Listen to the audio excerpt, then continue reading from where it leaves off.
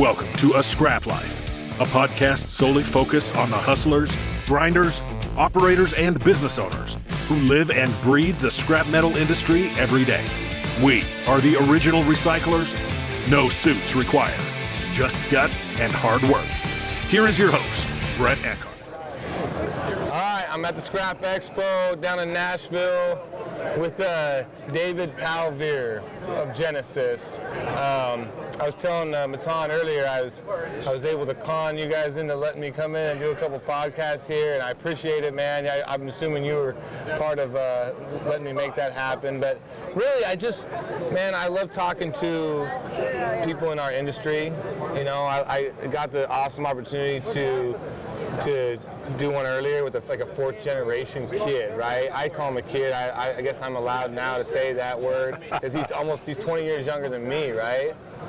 And there's so much talent that needs to come up and get involved in this industry. And you and I were just kind of briefly talking about that, but you know, I appreciate you taking the time, going on the podcast, and just kind of we could sit here and do a plug for Genesis and whatever, but the reality of it is, for me, like, Genesis is a family company, right? It's owned by a family, yes. Yes. Right? We run it like a family. Exactly, and that's what it's about for me, right? Is there's a lot of that in our industry that needs to be discussed, needs to be talked about, and I just kind of want a little bit of the history of Genesis and kind of how you got involved in this wonderful industry of scrap.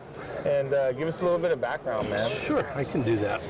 So Genesis was formed in 1997, started by 4 former competitive company employees. Yeah. And I didn't get involved till 1999, so I'm coming up on my 24th year in the company. Initially, took a few conversations to get me interested in going to work doing this, but I've loved it ever since. I started out selling shears out in the Northwest. Okay. Worked my way through multiple positions up to president of the big company, NPK now, that bought Genesis 4 years ago. So that division has an office in Cleveland, so I split my time between Superior and Cleveland. It's a great arrangement because we have such a solid team of long-term employees, and they work together. That makes life pretty easy at both locations. So what did you do before you... You have to ask, huh? Yeah, I want to know. I'm that guy. I worked for Big Tobacco for 11 years. Okay. For Philip Morris. Nice. And what did you do there? Well, regional sales manager. Yeah. Okay. So similar but not. Not totally different. Selling consumer goods products and marketing, and the totally different business. But when the governors of many states sued the tobacco companies, it was time to get out of there. Yeah. I never smoked. Yeah. I mean, at the end of the day, like, you know, it's always funny how if you meet people that didn't originally grow up in the industry, right, and just kind of how they found their way. But I mean, what do you see as, something you did maybe unexpected when you came into the scrap industry? Obviously equipment, and you're dealing every day with like real operators, guys that are running big equipment. Like, what was kind of unanticipated in that? In a good way, I guess. Well, it was a totally new industry, obviously. And, you know, for big machines, as you stated, walking in to visit someone like yourself at a scrapyard is not like walking in to go sell a copier to an office, right? Yeah. And one thing I found that was very unexpected was the welcoming of everybody in the industry. Mm-hmm. Walk in, say, hey, we got a catalog, I'm from Genesis. They say, oh, come on here, let's talk. Yeah. And then taking a walk through the yard and looking at the machine that they have now, or maybe they've never had a mobile shear, but always an open arms and, you know, come on, let's go look at this, let's talk about it. Yeah. Don't have to be a used car salesman and try to jam something on me. Yeah. So, and I think part of that, or a lot of it, comes from, you mentioned that family-driven background. You know, you go back years and years ago, the Horatio Alger's rags to riches. Most people look at scrap yards and think, wow, that's just where all the junk goes. Yeah. Well, it's true. 100%, yeah. But we take it, or you take it, and make it into pieces that can be reused. And to me, that was fascinating. Green before green was popular. Yeah. That's what scrap recyclers did. 100%. And I think that, and I think there's starting to be a little more shine on our industry and the fact that it was just kind of that in the corner. Look at what, don't go over there on that side of the tracks type of deal, right? Agreed. But there's been a lot of people, like John Sacco and guys that are out there trying to promote all the good that our industry is doing. And I mean, there is I could see the switch, from big tobacco to an industry that's on the up and coming, right? And where we're doing something positive. I mean, and it is big equipment. It is greasy. It's oily.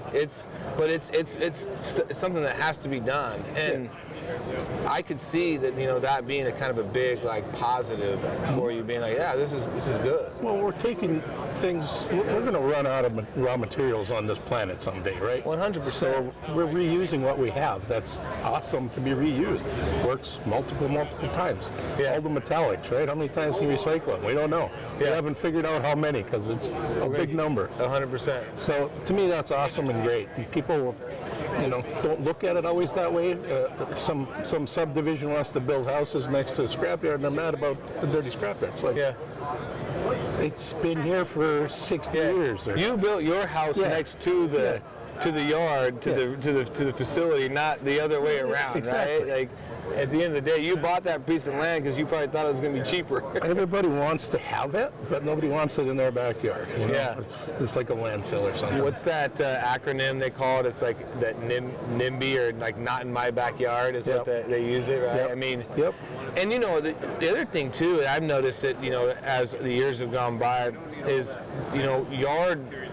scrapyard owners, facility owners, in order to kind of combat some of that, it feels like they're trying to be more efficient in some of their processes, trying to clean up their front gate and trying to clean up the appearances of their facilities. And I was telling Matan earlier, when I was growing up, I started in a recycling center, sorting brass and buying aluminum cans and whatever else, and then I moved to a cutting torch, and that was kind of like my jam. I could be out there, it's kind of like building a house. You get to see it from a concrete slab, and you go up, and all of a sudden you got something, right? Well, the cutting torch is the exact opposite, right? You go big pile of shit, cut, small pile of shit that you can sell, right? Yep. I go, okay. And then this is before we ever owned a mobile shear. And so then we went from cutting torches to, hey, we could actually get in a piece of equipment and cut something up and not be, and that was a big game-changing technology for our business as a whole, So when I think about Genesis, and I tell people this, nobody pays me to do this podcast. And I want it that way because then I can do it however I want, right? But I talk to people. I've interviewed Constantino with Cinnabogan because I run Cinnabogans. This is what it is. I like that piece of equipment. I like the story. I'm like, tell me, right? And we just bought our first Genesis shear. We had Randla Bounties, and I made the switch. And I like our shear. I'm like, this is a good piece of equipment. So this isn't, nobody's paying me to have this conversation. It's just I like the shear. I want to talk and tell people this is what I do. Do it however you want to do it. So what's the game-changing technology that Genesis, or what makes Genesis better than your competitor? And I want to hear from your end, and then I could, if anybody wants my opinion, feel free to give me a call. Well, from day one, Genesis has always been innovative. Right? We, even before I was there, they decided to make mobile shears out of special steel made by SSAB in Sweden. Yeah. Everyone else used T1. Well, this is much stronger, much higher tensile and strength. So we put a regen valve on to speed up the cylinder. Said that was bad. The industry said, oh, that won't work. Well, still doing it. Yeah. Everyone else copied. Then we went to the bolt-on tips, and then we revised that again. We're on our 4th generation of shear now, and one never knows, there'll be a 5th someday. Yeah. What, you guys got some things in the cooker that you're working on? We always do. Yeah. I can't discuss them, sorry. But no, that's fine. But you guys are. I mean, you guys are always tweaking and trying and figuring out the next. And how much of that is like user information that they're like feedback? All of it. Is it? I mean, of it. I would have to assume that's a big part of it. We do what's called voice of customer interviews, and our engineering team will go out, sometimes with a salesperson, usually not, because the salesperson's always trying to solve a problem or trying to uncover problems from the engineers. Yeah. We had a great design team that's been working there on average probably 14, 15 years together. We'll send them out, and all we're doing is interviewing the operators, the technicians, the welders, whoever's working on them, running them, or owning them. Yeah. And that feedback comes back and gets chopped up between all the different interviews and analyzed and put into focus. They come up with a concept. We usually go back to the people that provided that best input. Yeah. Say, is this what you thought you know it would look like, or does this satisfy that pain point you had? Yeah. We leave all that tension and pressure. And if it's not, we'll go back and redo it again, but usually it's pretty darn close. Yeah. So that's the driver for us, is the industry need, not what we think it needs. Yeah. You know, people 100%. wanted a lighter, faster shear, so that's why we have these models. Put them on a lighter carrier if you want. Without making a plug here, I'm not trying to, but this is what's happened. And this model here is 13 years old. No, 10 years old. 2013 it was launched. Okay. But it's hard to get better and better. You know, the diminishing returns. Yeah. The more weight you lift, the harder it is to get bigger muscles. 100%. Yeah, 100%. Or lose weight, which I'm not very good at. Well, there'll be a day you're like, all right, screw it, I'm down. Because you seem like a pretty driven person. I'm sure when you put your mind to something, you're like, that day will come on whatever it is, and you'll be like, yep, we're gonna figure this, we'll do something. Probably. But, I mean, whether it's, I'm just saying, like, you don't go from where you were at before and switch industry all the way over to something. I mean, from tobacco to shear attachments. Manufacturing. Yeah, like that's a very different. Those are very different beasts, Yes, right? it is. And then and have the success you've had without like being a pretty driven individual. So I don't worry about you on that I'm a front. small part of it. We do have a fantastic team. I mean, you know Matt pretty well, and 100%. I look That's the around- one that conned me into buying a shear. He didn't even use a gun or anything. Dude, he's a great guy. Yeah, I mean, for what it's worth, like people buy from people they like. Yeah. And if you got a likable salesman, you got a fighting chance, you know. And a product to back up what they're selling, then you got a really good chance. So. And I mentioned earlier the word team. Yeah. I'm not the corporate guy that uses team all the time, but they all work together. I mean, there's 9 sales guys here, and they all work together. They don't compete with one another. And they're all dependent on the factory for support. You know, they'll dial a friend. You can't call anybody except the factory. So, and their job is to support the outside guys who support the dealers and the customers. Yeah. And it's pretty well-oiled machine. It works well together. You know, Jeff? I do know those guys are. They have a Pacific, and they're kind of we have like Nampa, right? Yeah. Well, they have Nampa. I mean, that's a big company. People are like, oh, you guys compete with Pacific. I'm like, we compete with some of their yards locally, but they're much bigger than us. I mean, they're First breed. Yeah. And that's a good company, man. Like for what it's worth. Like that's what I love about our industry is we do compete, but also like they're a legit outfit, man. They're good at what they do. You know, they're ESOP, so they kind of run it like a quasi family too. And I got no bones to pick with those guys. I even sell them scrap when the price is right.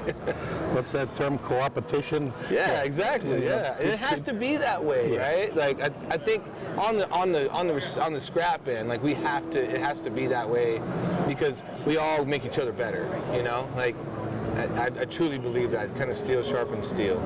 And innovative companies like yourself who are very aggressive and proactive, you're going to find a way to be more efficient. Right? Yeah. You're going to find a way to make a couple more cuts every hour and have that pile build up faster and get it out of there and turn that cash. Yeah.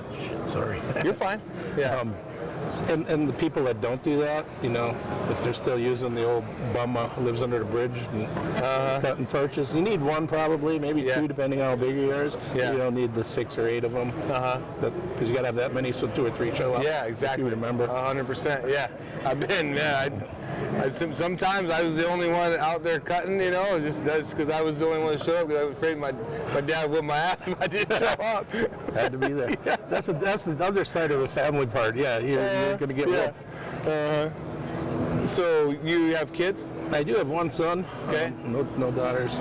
My son works for Genesis. Okay. Justin, he's roaming around somewhere I saw him, here. yeah. So, yeah, he's been 16. Was he there before you? No. Okay. 16 years, I think. Okay. And I had nothing to do with bringing him on. Okay.